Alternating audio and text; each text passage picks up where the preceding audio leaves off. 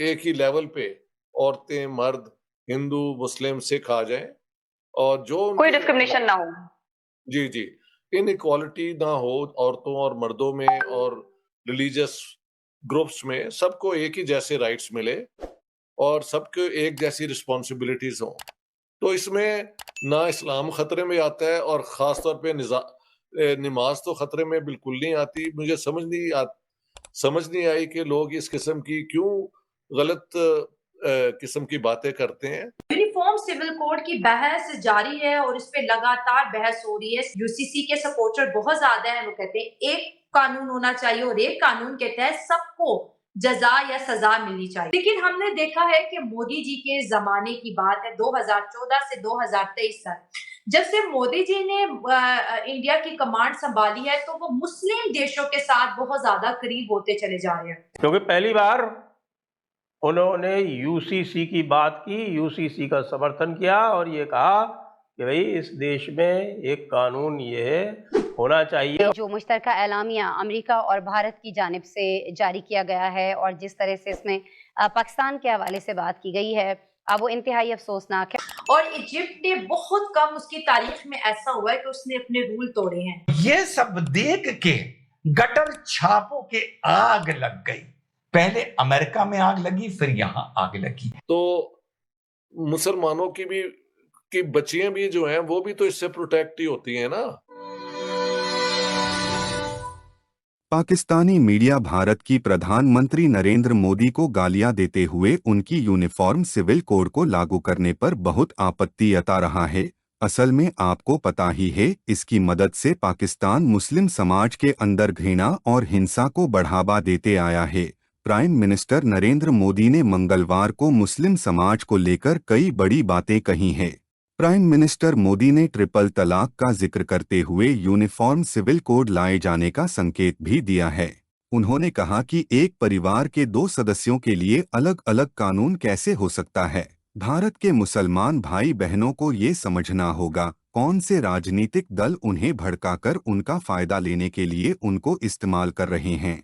आजकल हम देख रहे हैं कि यूसीसी के नाम पर लोगों को भड़काने का काम चल रहा है ताकि उन्हें 2024 की वोट बैंक में मदद मिले।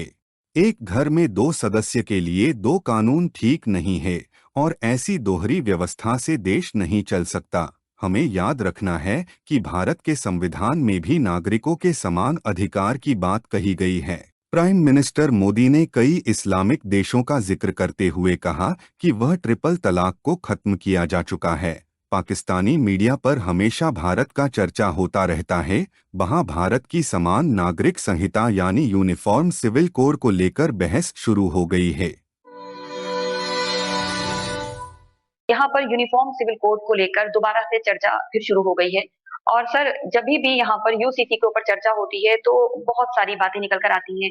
मजहबी रहनुमा उसके ऊपर अपना तर्क रखते हैं, कानून उस पर क्या कहता है, तो बहुत सारी ऐसी चीजें हैं। कॉन्स्टिट्यूशन के डीपीएसपी में, directive principles of state policy में, आर्टिकल 44 में यूनिफॉर्म सिविल कोड का जिक्र है। लेकिन आज तक हमारे भारत में यूनिफॉर्म सिविल कोड नहीं आ सका। अब बात ये होती है कि जो एक तर्क दिया जाता है वो उसमें सबसे बड़ा तर्क ये होता है, और मैं ये सवाल आपसे इसलिए भी जानने के लिए क्यूरियस हूँ क्योंकि आप सोसाइटी में इस वक्त देख रहे हैं लोगों का रहन सहन। तो एक बड़ा सवाल ये उठता है कि अगर यूसीसी आ गया तो ये हमारे मजहब में मदाखलत होगी। खास करके हमारे जो मुस्लिम समाज है उसको लेकर ज्यादा वो रोष प्रकट करते हैं, ज्यादा गुस्सा जाहिर करते हैं। इससे धर्म खतरे में आ जाएगा, मजहब खतरे में आ जाएगा। तो ऐसे बहुत सारे कुतर्क दिए जाते हैं, बहुत सारी गलत बातें, बहुत सारे मिसकॉन्सेप्शन जो है वो भारत में यूसीसी को लेकर है। आपका क्या नजरिया है सर यूसीसी को लेकर, हम वो जानना चाहते हैं। देखिए, मेरे ख्याल से क्योंकि मैं सारी उम्र human rights, children's rights, minority rights, human rights पे काम करता रहा हूँ और पढ़ाता रहा हूँ, तो मेरे ख्याल से ये यूनिफॉर्म सिविल कोड होने का मतलब ये है कि जहां तक रियासत का ताल्लुक है और सिटीजन्स का, शहरियों का, तो सबका रिश्ता डायरेक्ट एक ही लेवल पे लाने का है। इसमें इक्वालिटी यानी एक ही लेवल पे औरतें, मर्द, हिंदू, मुस्लिम, सिख आ जाएं और जो कोई उनके डिस्क्रिमिनेशन ना हो। जी, जी। इनइक्वालिटी ना हो औरतों और मर्दों में और रिलीजियस ग्रुप्स में सबको एक ही जैसे राइट्स मिले और सबको एक जैसी रिस्पॉन्सिबिलिटीज हों। तो इसमें ना इस्लाम खतरे में आता है और ख़ास तौर पे नमाज तो खतरे में बिल्कुल नहीं आती। मुझे समझ नहीं आई कि लोग इस किस्म की क्यों गलत किस्म की बातें करते हैं।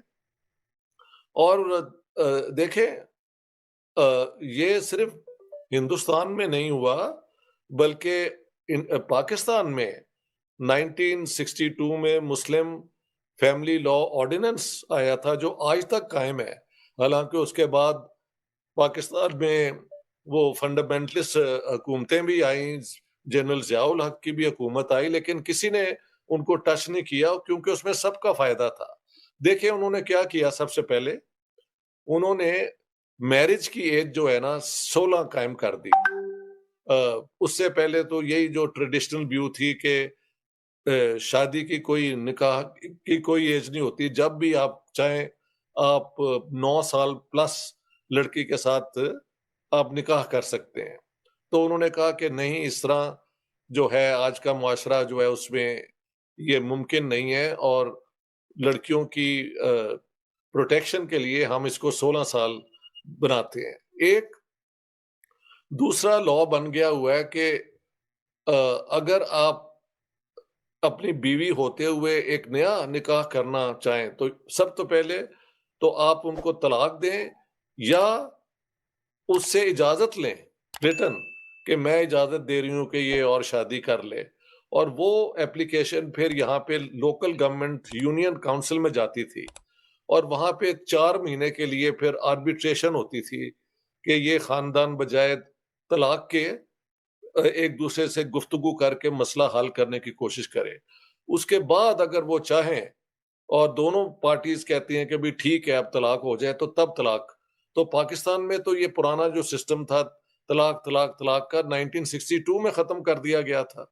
यूनिफॉर्म सिविल कोड की बहस जारी है और इस पे लगातार बहस हो रही है, स्पेशली मुसलमान जो है, हम बात करें अगर भारत की मुस्लिम पर्सनल लॉ बोर्ड इसके अगेंस्ट है और वो कह रहा है कि ऐसा नहीं हो सकता, मुसलमानों को स्पेशल कानून की जरूरत है जिसको वो शरिया कहते हैं और अगर शरिया नहीं होगा तो मुसलमानों के साथ बहुत बड़ी ज्यादती हो जाएगी। लेकिन यूसीसी के सपोर्टर बहुत ज्यादा है, वो कहते हैं एक कानून होना चाहिए और एक कानून के तहत सबको जजा या सजा मिलनी चाहिए, पनिशमेंट मिलनी चाहिए, उनके फैसले उस कानून के तहत होने चाहिए।